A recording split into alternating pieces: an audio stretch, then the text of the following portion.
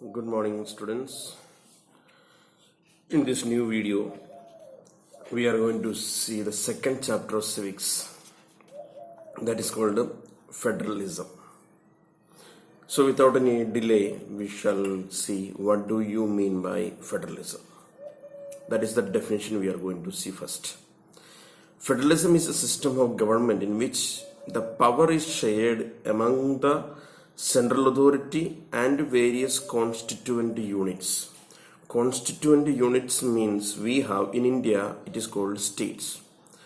Different countries they are calling in different names. Pakistan they are calling in provinces. India we can call them as states. Then from 1991 onwards we have got Panchayati Raj system also, the 3-level government, local governments. So that is the definition. Federalism is a form of government in which the power is shared or divided between a central authority and various constituent units. What are the constituent units? I already told you. So this is the basic idea what we are going to see in this lesson. Normally a federation is having more than 2 levels of government. Just like Indian, we have central government, we have state government, and we have third level of government, Panchayati Raj system we have. So normally a federal country is having 2 units, central government as well as the state government. Okay. The others are governments at the level of provinces or states. I said they are taking care of the administration of their particular states. Both these levels of government enjoy their power independent to each other. Okay. So now what is the difference between federations and unitary governments? A unitary government is having only one level of government, or even if they are having the second level, the power is not given or shared to them. Unitary level of government. The central government can pass an order to the provincial or the local government, but in federal system, the central government cannot order the any rule or the state to do this. They have a particular authority. Within their limit only they can do it. So unitary level of government central government can order the state government to do a particular idea. On the federal form of government, the central government cannot order, but they can request. This will be a better way. State government has the powers of its own for which it is not answerable to state government. Sorry, central government.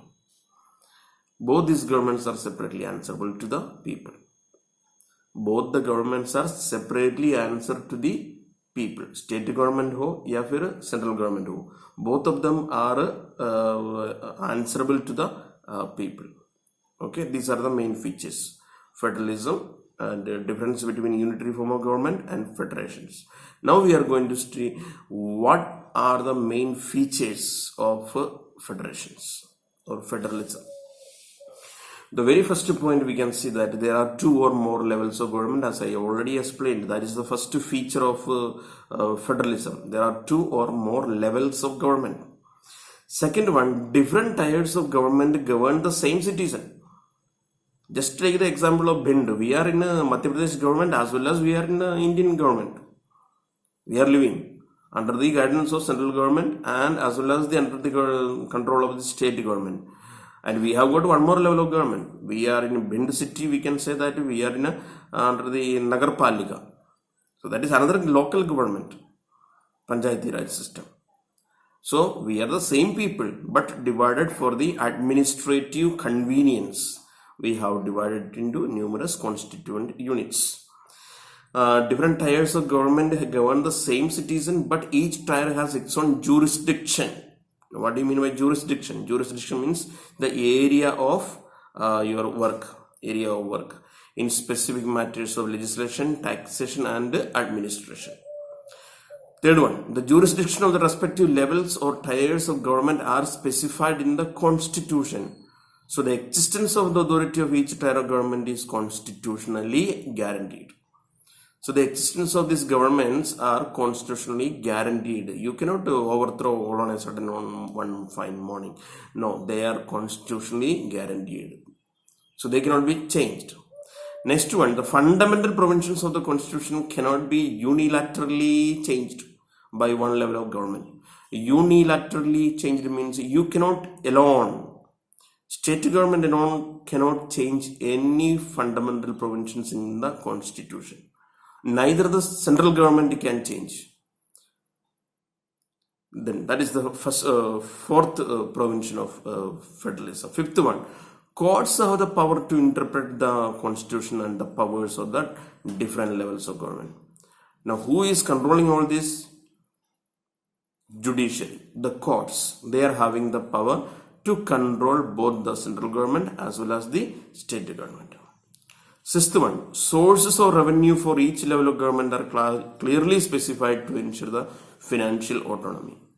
So sources of revenue, what you are giving to Nagarpalika or the state government or the central government is entirely different. Neither the central government can claim what is given to state government, nor Nagarpalika can claim what is you are giving to state government. No, it is not possible. For example, you are giving the water bill. Water bill absolutely you are giving to local government, Nagarpalika. Professional tax, you are working in Madhya Pradesh and you are giving professional tax to state government. Income tax you are giving to central government. So these are the different way of the source of income for different levels of government. So that is the sixth feature of federalism. Seventh one, the federal system thus have dual objectives: to safeguard and promote the unity of the country while at the same time accommodate regional diversity. So federalism has dual objectives. What are the dual objectives? They have to safeguard and promote the unity of the country. The nation, it is united, one nation. They have to promote that. At the same time, the federations have to keep up the different cultures, or they have to accommodate the regional diversity. Diversity means the difference. Different states are different. Their language, their culture, their religion is different. That have to be updated or they have to accommodate it. So an ideal federal system has both the aspects: mutual trust and an agreement to live together. An agreement to live together. In the federation, we are promising that we will live together. That is meant by federalism. So I have already told about the 7 features of federalism. Very important point, you have to by heart. Now the next point is, what are the ways the federations are formed? There are mainly 2 ways how the federations are formed. First one, the type of coming together federations. The coming together federations, the independent states coming together on their own to form a bigger unit. So that by pooling sovereignty and regional identity, they can increase their security. Many individual countries are coming together to form a single unit, just like we have got in USA or Switzerland or Australia. It is the form they have formed. They have federations are formed. Now the second one is the holding together federations. Numerous small units are holding together into one unit. That is just like India. We have got Spain and Belgium. These are the examples of the holding together federation. So 2 federations I talked: coming together federations as well as holding together federation. Coming together, individual they are coming together to form a bigger unit. Holding together, a central authority, national government controls the entire units, subunits. So that is all the 2 ways how the federations are formed. So what makes India a federal country? How India has become a federal country, that is what we are going to study now. We have got the subjects. The subjects are created by the Indian government. The constitution, it has clearly mentioned threefold distribution of legislative powers between central government and state government. What I said, I am saying once again, threefold distribution of legislative powers. What are they? In the threefold distribution of legislative powers, there are three subjects are given. First one, union list. Now, what do you mean by union list? Union list, the central government only can make the laws and decide anything on particular matters. What are they? Just like a defense. That is the duty of the central government. Foreign affairs.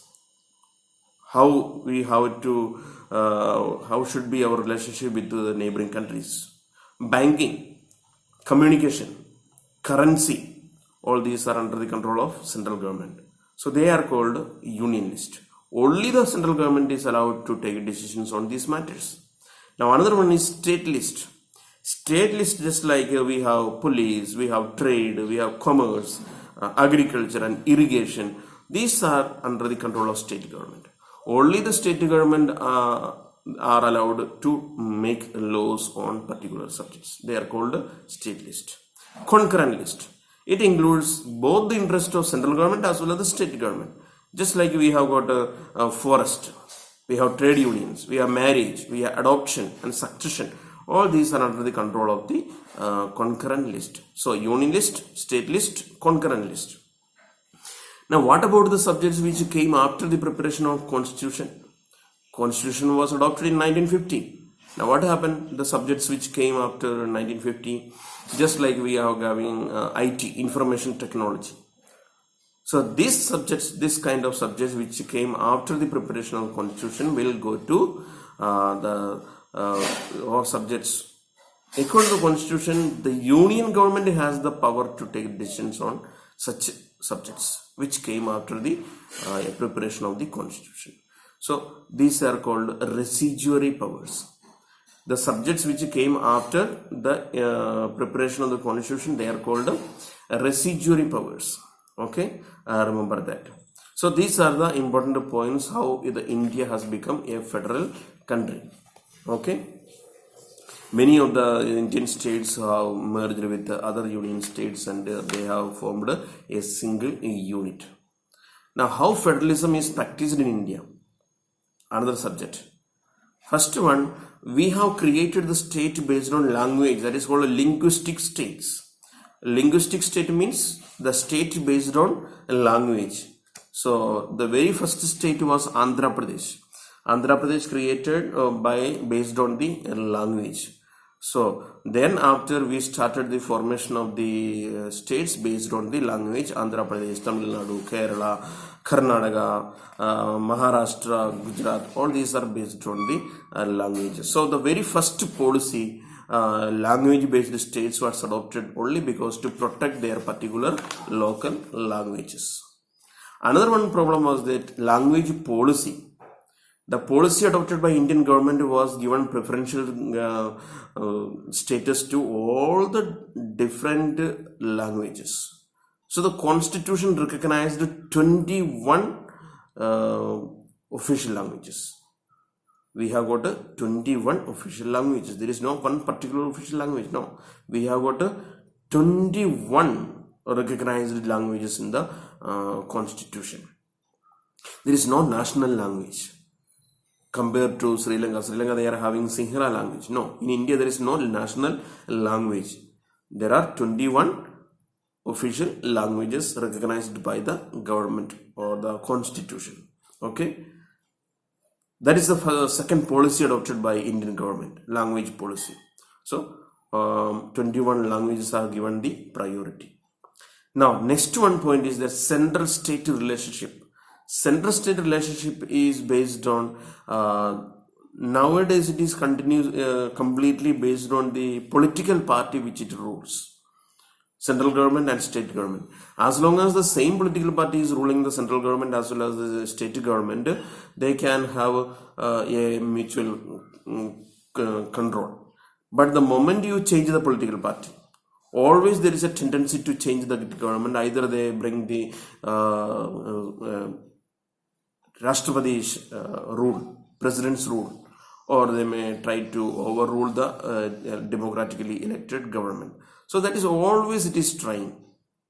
That's going on. So as long as they are ruled by one single party, it is mutual understanding is going on.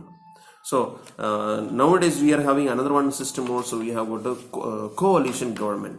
When 2 or 3 more political parties come together to form a single political system or in the government, that is called a coalition government. Okay, so that is all about it. Now we are going to see what you mean by decentralization. Decentralization, it is a basic idea behind decentralization is that there are a large number of problems and issues which are best settled at the local level. Local level.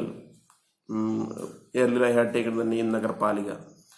We have got 3 levels of the local government.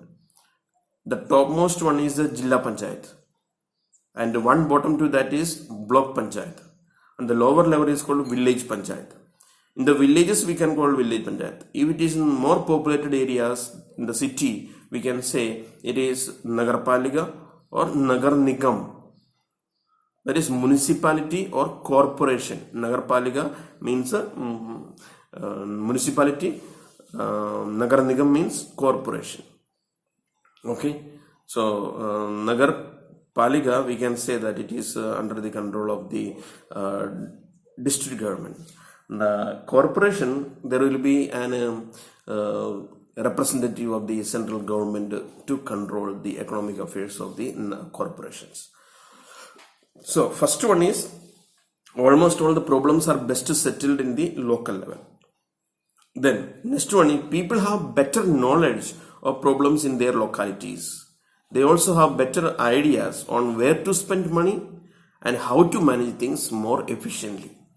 An elected representative may not know what is the need of the local people, but local people know that. Then, besides, at the local level, it is possible for the people to directly participate in the decision-making process.